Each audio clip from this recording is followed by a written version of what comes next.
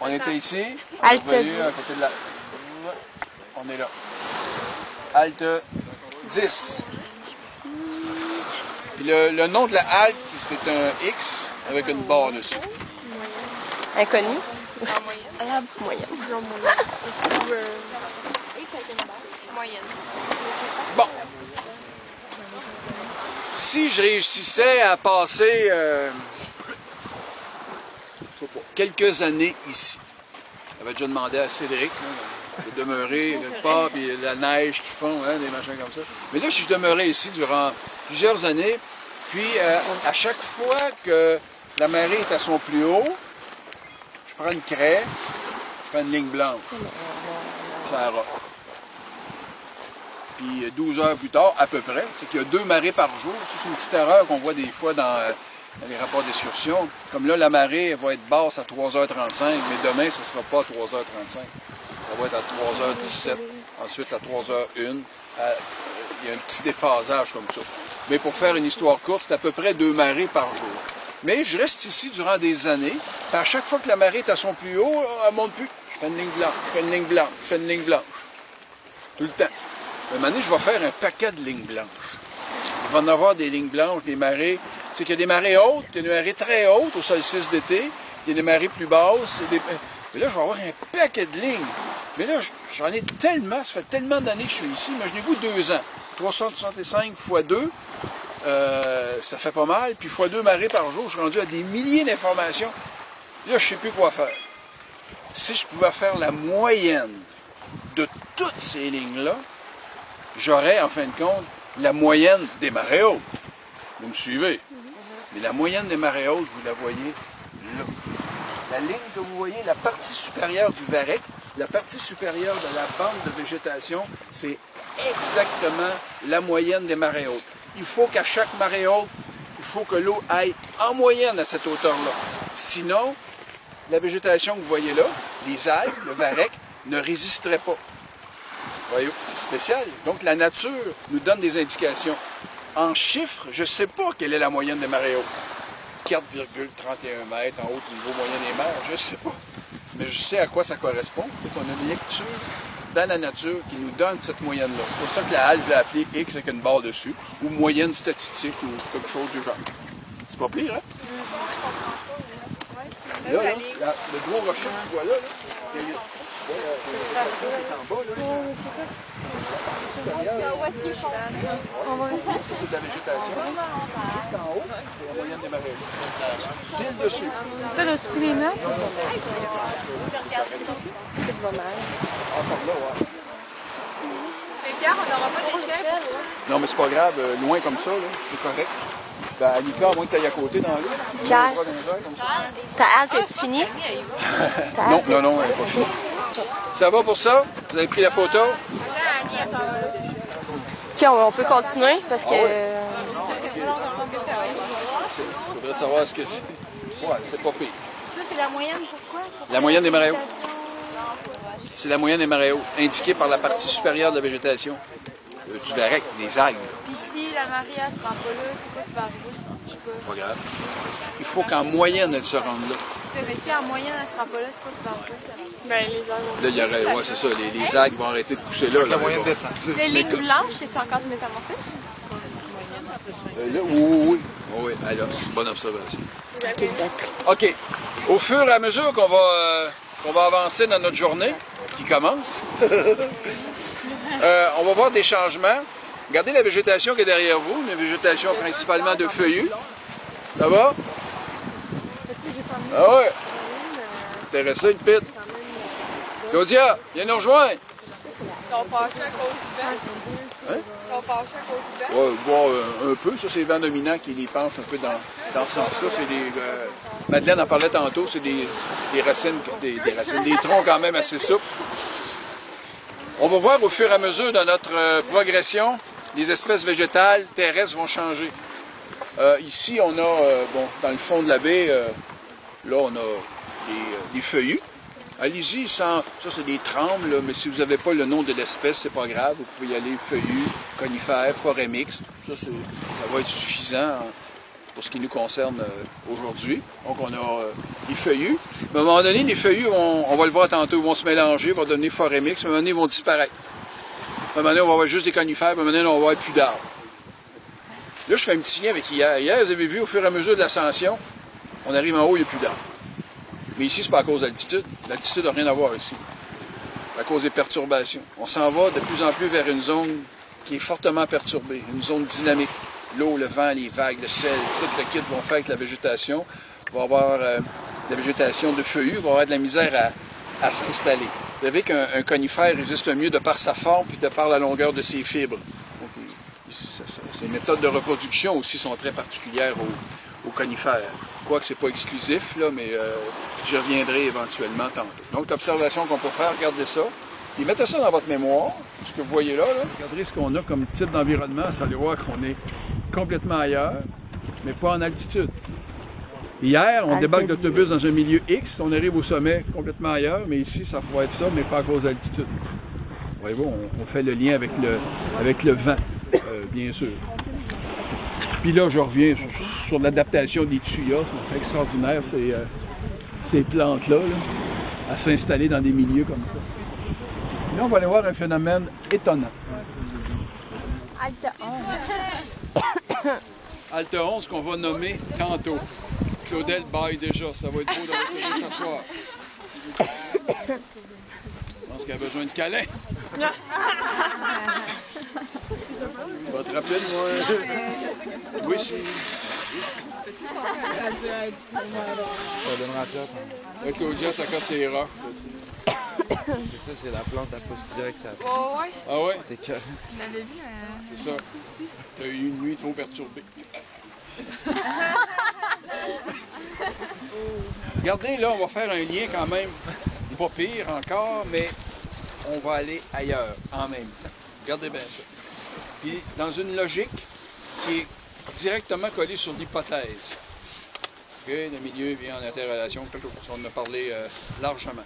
On commence par, OK, structure. Une zone de fissuration, il y en a une là inclinée comme ça, élément perturbateur, zone de perturbation comme ça. Donc on a une fissure ici, là, voyez-vous, celle-ci, là? Celle-là, là. Là, comme ça, puis une autre là, inclinée, comme ça. Mais là, le continent se relève. Ce qui fait qu'ici, on a une niche perchée. Même à marée haute, l'eau ne va plus là-dedans. Donc, on a une forme d'érosion perchée. Cette niche-là a été créée par les vagues, par la mer. Tantôt, on va voir une niche là, dans laquelle on peut mettre 8 autobus scolaires. Là. C'est ça qu'on va voir tantôt, dans la zone dynamique. Mais là, on n'est pas dans une zone dynamique. On est dans une zone un peu perturbée. Beaucoup de plastique. On voit que c'est rugueux. Les vagues ont créé ça à travers le temps. Mais là, ouais, mais si c'est les vagues qui ont fait ça, pourquoi c'est pas hyper lisse? Ouais, mais ça fait des milliers d'années que l'eau ne touche plus. Là.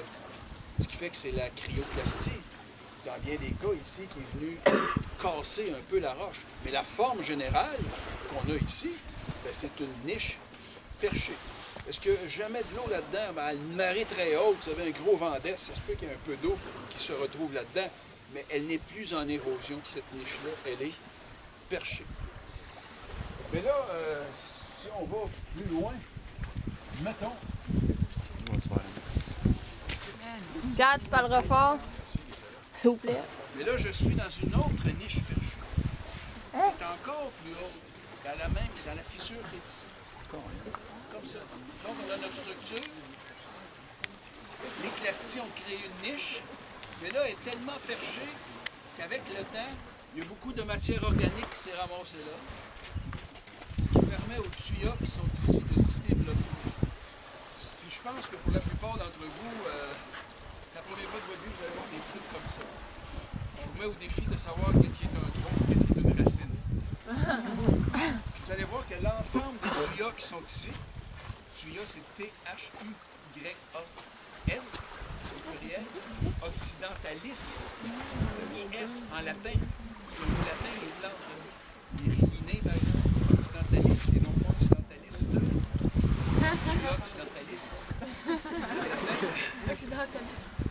On vient à notre relation de structure, fissuration, érosion par l'éclastie, on a une forme qui s'appelle une niche. Une première, une deuxième, perchée, géomorphologie. À cause de ces formes-là, la matière organique s'y ramasse, un sol s'y développe, pédologie, des plantes y poussent, phytologie, et des plantes particulières, toutes orientées vers le soleil. Toutes les branches sont partout. Ça s'appelle de l'héliotropisme. H-E accent aigu, L-I-O, comme le dieu Hélios. Héliotropisme. Ce qu'on va faire, pour se ramasser toute la gang ici, là, vous allez monter, vous allez prendre le chemin que vous voulez. Vous allez faire de l'observation. Moi, je vais vous dire 2-3 mots. On va retourner par là, on va aller sortir là. On va tous se rassembler là après. Mais c'est vraiment impressionnant. Vous êtes vu le c'est vraiment spécial. Cette plante-ci, là, c'est une racine qui sort du sol. Ça s'appelle des racines adventives. Des fraisiers se développent comme ça. Vous avez une tige, qui touche au sol, et l'autre qui pousse. Il y a des espèces de conifères qui se reproduisent comme ça. Des fois, après des grandes perturbations, des incendies, par exemple, on a l'impression que tout est scrap, tout est fini. Vous avez des petits drageons sur les racines, d'autres individus. Ces plantes-là, il y a des branches qui rentrent dans le sol, des créneaux d'individus qui se reproduisent. Mais ce qui est spécial, c'est justement leur feuillage qui est tout par là. Vous allez voir, fortement attiré par la lumière. Vous allez voir des branches qui ont 8 mètres de long, qui se promènent comme ça, qui vont chercher de la lumière. Vous allez voir le chemin que ça prend. Prenez le temps d'observer, c'est quand même assez capotant. Donc, si votre sac à dos vous gêne, mettez-le là. Et passez ici. Je vais vous montrer 2-3 affaires. Il y a même des oiseaux, phytologie, qui se servent de cet endroit-là protégé pour faire des petits clous, placer leur nid. Dès qu'on part de la géologie, de la géologie jusqu'à la zoologie.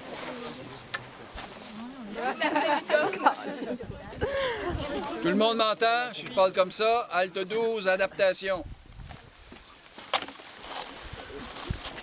Adaptation.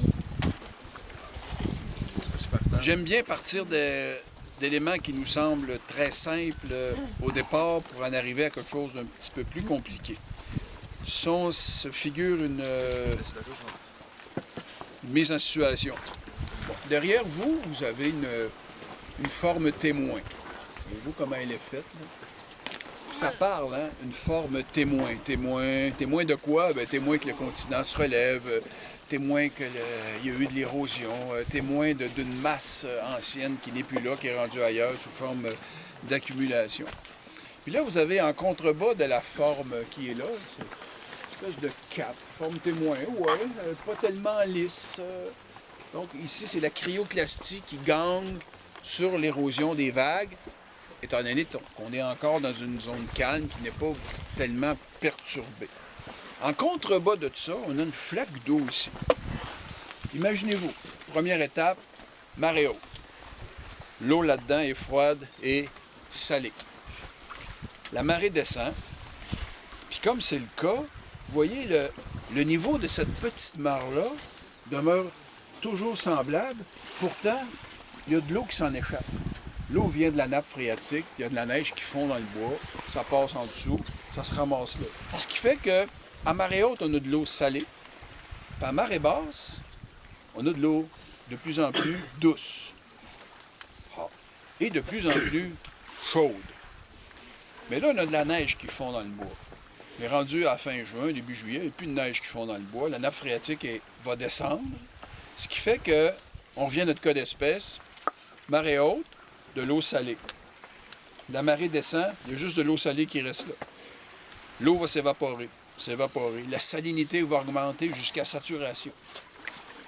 S'il y a une pluie pendant la journée, là, on va avoir un apport d'eau douce chaude. Mais là-dedans, il y a des organismes qui y vivent. Tout le temps. Des mini-crevettes, ça s'appelle du krill. K-R-I-L-L. Le krill, c'est ce que mangent les baleines à fanon. Les fanons, c'est ce qui filtre l'eau de mer. Les baleines à fanon, les rorquals, bleus, baleines à bosse, ça filtre des quantités importantes d'eau de mer. Grâce à leurs fanons, ils conservent le krill, ils l'avalent. Les baleines bleues, ça les a fait pas plus grand que ça. Ça en consomme une grande quantité. Ils se reproduisent, bien sûr, eux-mêmes en grande quantité dans un estuaire comme le nôtre. Vous avez devant vous les eaux les plus riches de notre planète. Vous le savez, plus l'eau est froide, plus l'eau est riche. Les grandes zones de pêche à travers le monde sont dans l'eau froide, ne sont pas dans l'eau chaude, parce que c'est un principe physique simple, c'est que l'oxygène se conserve beaucoup mieux dans une masse froide. Quand on va dans la chaîne alimentaire, du phytoplancton, plancton végétal, au zooplancton, plancton animal, qui lui est bouffé par quoi? Par le krill, qui se reproduit ici. Lorsqu'il va grossir, il va se ramasser ailleurs. Des flaques comme celle-là, là, vous allez en rencontrer un bon paquet. Imaginez-vous, vous avez un organisme vivant qui endure le froid, le chaud, le salé, puis l'eau douce. Dans un temps court, il n'y a aucun animal terrestre qui peut résister à ça. C'est ça l'adaptation du milieu marin, c'est ça qui en fait un espace, un environnement quand même assez extraordinaire. Puis cet environnement-là, regardez la petite plante que j'ai ici, là. 2 mm de diamètre qui réussit à supporter cette roche-là. Il y a des plantes aquatiques, puis il y a des algues. Le phytoplancton sont des types d'algues, d'ailleurs. La grande productrice d'oxygène sur notre planète, c'est la mer. Il n'y a pas les océans, il n'y a pas de vie dans les océans. Il y a de la vie dans la mer. Si vous allez au milieu de l'océan Atlantique, vous ne pêcherez jamais un poisson, il n'y en a jamais eu, puis il n'y en aura jamais d'ailleurs. Pourquoi il n'y a pas de poisson? Parce que le poisson, il mange les plus petits, qui mangent du krill, qui mangent les phytoplanctons. Où est-ce qu'ils se trouvent? Sur les bordures océaniques, qu'on appelle les mers. C'est là qu'est la vie. C'est là qu'est le début de la chaîne alimentaire, la grande productrice d'oxygène. Ce qui fait que ça produit de l'oxygène à l'os. Puis ces plantes-là n'ont pas de racines, elles ont des crampons. Le crampon sert à la plante à... Bon, cassé. Pas grave. Le crampon sert à la plante à se fixer sur une autre plante, sur un coquillage, sur une roche, un bout de bois ou un Hells Angels, un sac de couchage. Ce qui fait que cette plante-là va se reproduire. Mais ce qui est pété, le varech ici, là, possède 2 types de bulles. Une avec de l'air, un gaz, pas nécessairement de l'air, puis d'autres avec une substance un peu laiteuse à l'intérieur. C'est que cette plante-là, j'essaie de trouver sa base, à peu près, elle est affalée comme ça, à marée basse. Elle a besoin d'humidité. Ce qui fait que la portion des bulles remplie de ce liquide-là fait que la plante va se conserver à marée basse, vivante. Imaginez-vous, la marée baisse, au mois de juillet, il fait 26 degrés. Là, 6h30, 8h, sans eau. Il faut qu'elle résiste. Mais lorsque la marée monte, il ne faut pas qu'elle reste au fond. Il y a juste exactement la bonne proportion pour qu'à marée haute, elle soit comme ça, pour aller capter le plus de lumière possible pour faire son travail, c'est-à-dire produire de l'oxygène par photosynthèse. Moi, je capote. C'est extraordinaire, la nature. C'est que si on avait plus de bulles d'air, ou pas assez, ou trop, bien, elle aurait des difficultés dans les deux cas. Mais là, elle s'adapte. C'est pour ça que cette halte-ci, on l'appelle adaptation des plantes, adaptation des animaux qui se trouvent dans un espace tout simple comme celui-là. On va la garder vivante. Je pensais qu'elle s'est pitchée dessus. Voilà. Mais ça, quand même, c'est quand même assez hot. Ces machins-là. C'est pas tellement bon à manger. Mais la salade de mer, si on en voit, on va y goûter. Là, juste comme ça, c'est un peu salé. Mais la salade de mer, si vous mettez ça avec d'autres salades, il y a du fer là-dedans. Il n'y a pas un brocoli qui arrive avec ça. Je vous le dis. L'avenir de l'humanité des insectes dans la salade de mer, m'a-t-on dit. Fini, Pierre? Oui. Géologie. Halte courte, juste pour que vous puissiez distinguer le plus clairement possible les 3 types de roches sédimentaires qu'on retrouve dans le parc du Bic. Il y a du métamorphisme, il y a des roches qui viennent d'ailleurs. Un gros granit rose, ça vient de la Côte-Nord, transporté par les glaces. Mais les roches qu'on peut dire indigènes au lieu, c'est la pellite, le grès et le conglomérat. Je fais cet arrêt ici, vous allez voir, il est proche de l'autre, mais parce qu'on voit les 3 dans un espace très court. Vous avez de la pellite derrière vous. On a qui dépasse un peu. Vous avez un peu là derrière vous, mais ça, c'est de la pellite. Ici, vous avez du grès. Puis là, vous avez du conglomérat. Avant de s'en aller, passez ici, faites juste ça comme ça. C'est l'impression sur le bétonnière qui a mis ça là. Regardez les morceaux de roche, vous avez des gros de main, toutes les dimensions. Roche très ancienne. On voit le passage entre 2 systèmes climatiques lors de la formation des Appalaches. Puis, si vous pensez, regardez où je monte là, vous allez voir du granuloclassement de l'époque de formation des Appalaches. Conglomérat, grès, vous avez une alternance comme ça, selon l'apport des cours d'eau de l'époque, ou des vents de l'époque, ou des glaces de l'époque qui ont formé le système appalachien. Vous allez voir des liens, des parties qui sont quand même assez brusques, là. Vous avez du grès, paf, c'est du conglomérat. Il s'est passé de quoi dans un temps quand même assez court. N'oubliez pas de mettre un stylo dans un objet courant pour la dimension. Bon, il y a toutes sortes de lichens qui poussent là-dessus, mais ça, j'y reviendrai. Donc, pellite, vous pourrez prendre la photo là. Grès et conglomérat. Conglomérat, ça va à peine de passer ici. Mettez votre main ou un stylo, là, puis c'est pas mal hot. Pensez à la bétonnière, là, on a vraiment l'impression que c'est ça. Et on continue. 14. Miroir, miroir, 3 petits points. Oh, ça Là, on est dans le hot, là. On s'en va dans la littérature. On est où, Pierre? Miroir, miroir. On est où, Pierre? Dis-moi qui est le plus con. C'est Laurie. C'est Laurie. Ça va être beau dans la vidéo, ça. Ouais, c'est ça. Surtout quand on va au ralenti. Là, on va faire une halte sans regarder dans l'immédiat ici. Bon, c'est de la pellite, ceux qui n'ont pas encore compris que c'était en lamelle, là. Vous êtes pas C'est dans la miroir, game. miroir, c'est que si on était par là, on verrait de nous ce que nous, on voit de là-bas. Faisons une lecture de gauche à droite. De là-bas. Une île qui s'appelle le Cap Enragé, une autre île qui s'appelle la Pointe aux Épinettes, puis là, on a le continent qui est là. Regardez l'île qui est là, a reçu l'assaut des vagues durant des millénaires. Ce qui fait que sa portion nord, nord-est, nord-ouest est en pente beaucoup plus forte que la partie qui est au sud. Vous le voyez, il y a une grande différence entre les deux. Même chose pour la Pointe aux Épinettes. Des pentes fortes, une pente douce comme ça. La pente forte a subi de l'érosion, ce qui fait qu'on a une masse importante qui, par réfraction de clastie puis de patente, a fini par se retrouver entre ces deux îles-là pour former l'espace plat que vous voyez, qui s'appelle un tombolo. Si on était là-bas, on verrait de nous un peu ça. Une île, un tombolo, une île, un tombolo. C'est pour ça que je fais cet arrêt-là, que j'appelle miroir, miroir, pour qu'on puisse se figurer un peu, et que pour voir vraiment à quoi ça ressemble ici, bien sûr, il y a la carte qui est devant vous. Mais quand on le voit de loin, ça va pour ça? Si j'étais vous, dans un éventuel rapport d'excursion, comme... Hein? Je dis. Combien de pages? Vous pourriez, mettons, prendre cette photo-là, puis avec insertion, ligne, machin, partez du haut, vous descendez de ligne, comme la pente qui est à droite, profil originel. Là, vous me placez là-dessus de belles choses.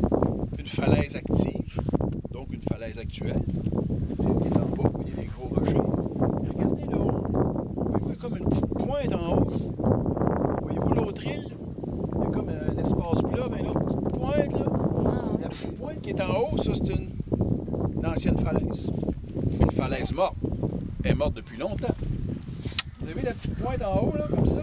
Mais la petite pointe, là, sa partie gauche, là, bien, il y a eu des éboulis.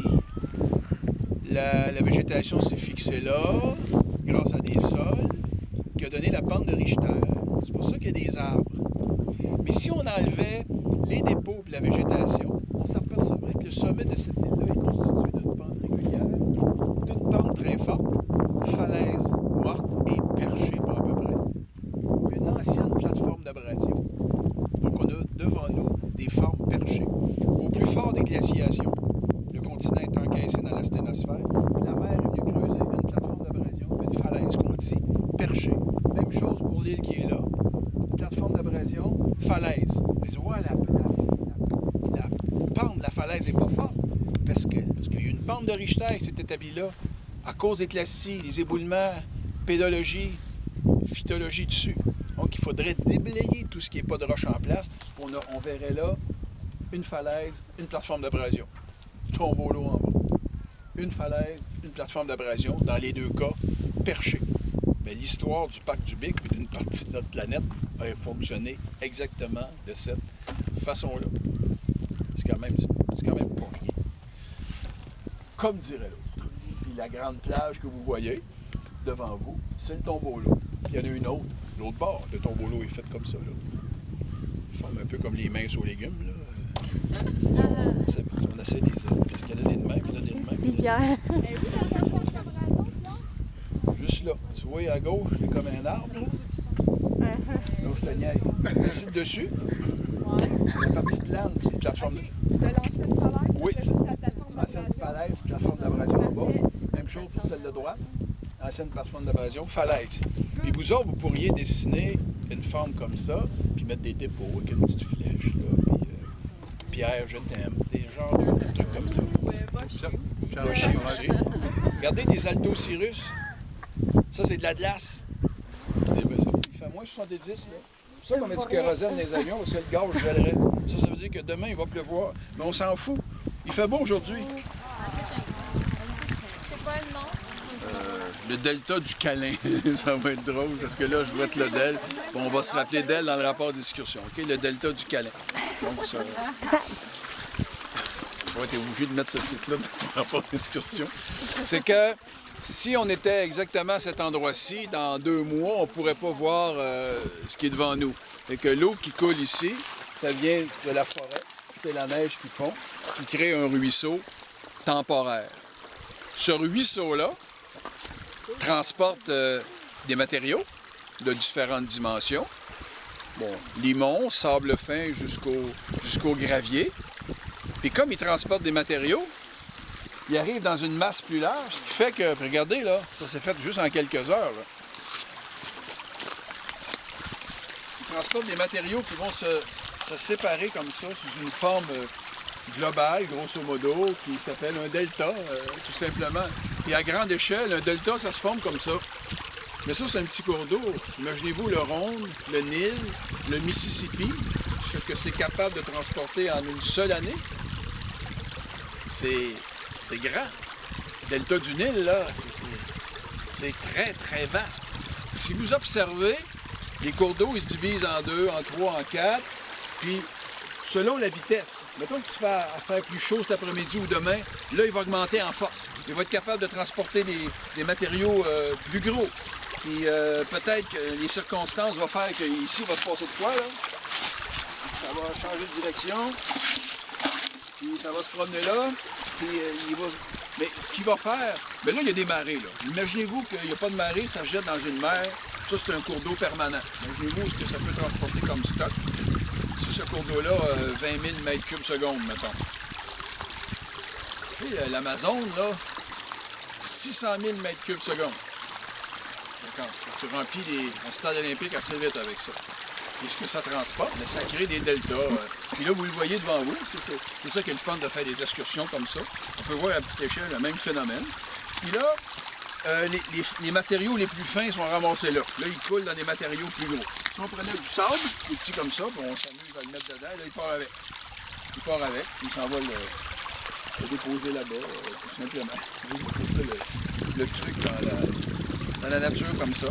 Ici, on a une rive concave, là, une rive convexe. On pourrait, Là, tu as fait un seuil, puis là, il y a une mouille. oui, c'est ça. C'est en plein ça. Ça, c'est la façon dont le cours d'eau dissipe son énergie. Voilà. Et des sinistres. Regardez ici là, ce que ça fait. C'est en canot, là. Le canot pris là-dessus. Oui. Mais ça fait-tu genre des... On peut dire que c'est des méandres? Ah, c'est un méandre. Oh, oui. Mais là, il y a une pente pas mal forte, là. Ça a tendance à la linéarité, maintenant. Non, mais Ça commence à être Ah, oui, vas-y. tu sais, quand on dit là, que le rôle des cours d'eau, là, ça aplanit les reliefs, vous avez déjà entendu ça, c'est ce qui va finir par créer des plaines.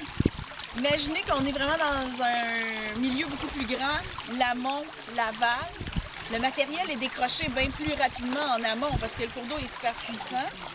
Il va décrocher ce matériel-là, il va être transporté comme Pierre l'a dit, il va être déposé en aval. Donc tranquillement, ce que vous allez voir, c'est l'amont. Vous avez une pente, c'est l'amont qui va s'abaisser, puis c'est l'aval qui va s'élever. quand on dit que les cours d'eau, à long terme, finissent par aplanir les reliefs, c'est un peu ça. C'est que l'amont s'abaisse, l'aval s'élève.